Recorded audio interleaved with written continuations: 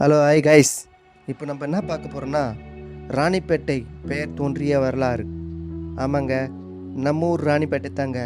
வேலூர் டிஸ்ட்ரிக்டில் இருந்துச்சுல்ல, அந்த ராணிப்பேட்டை தாங்க இப்போ தனியாக பிரிச்சுட்டாங்க. அதை பற்றி தான் எனக்கு தெரிஞ்ச ஒரு நியூஸ் பேப்பர்லேருந்து எங்கள் அப்பா எடுத்து வச்சுருந்த சுமார் 38 வருடங்களுக்கு முன்பு எடுத்து வைத்த பேப்பர். அதை பேப்பரை படித்து உங்களுக்கு சொல்கிறேன். 1700ஆம் ஆண்டு செஞ்சிக்கோட்டைக்கு ஸ்வரூப் சிங் என்ற புத்திரர் கவர்னராக நியமிக்கப்பட்டார். இதைத் தொடர்ந்து ஸ்வரூப் சிங்கின் மகன் தேசிங் ராஜா செங்கோட்டைக்கு அரசரானார்.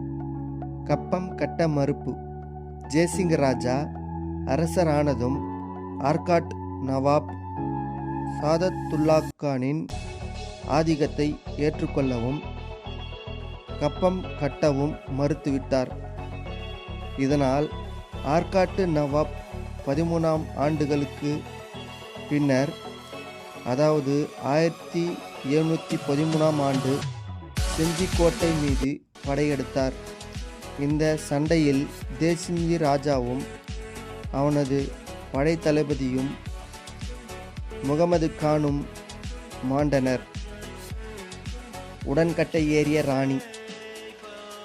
போரில் கணவன் தேசிங் ராஜா மாண்ட செய்தி அறிந்ததும் அந்த கால வழக்கத்தின்படி அவரது மனைவி ராணி உடன்கட்டை ஏறி மரணம் அடைந்தார். ராணியின் கற்பின் உறுதியைக் கண்ட ஆர்காட்டு நவாப் சாதத்துல்லா கான் ராணியின் நினைவாகவும் ஜெய்சிங் ராஜா நினைவாகவும் ஆர்காட்டுக்கு வடக்கே பாலாற்றங்கரையில் தனித்தனியாக நினைவு சின்னங்கள் எழுப்பினார். அந்த ராணியின் நினைவாக தோன்றியது தான் ராணிப்பேட்டை என்று அழைக்கப்படுகிறது.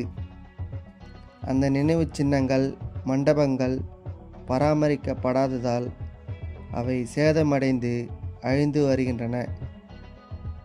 முதன்மை நகரம். அன்று ராணியின் நினைவாக உருவாக்கப்பட்ட ராணிப்பேட்டை நகரம் இன்று வேலூர் மாவட்டத்தில் தொழிற்பேட்டைகள் நிறைந்த முதன்மை நகரமாகவும் விளங்கி வருகிறது. இருப்பினும் மன்னர்கள் காலத்தில் கட்டப்பட்ட அந்த வரலாற்று சிற்பமிக்க நினைவு சின்னங்களை அழியாமல் போற்றி பாதுகாப்பது மக்களின் கடமையாகும்.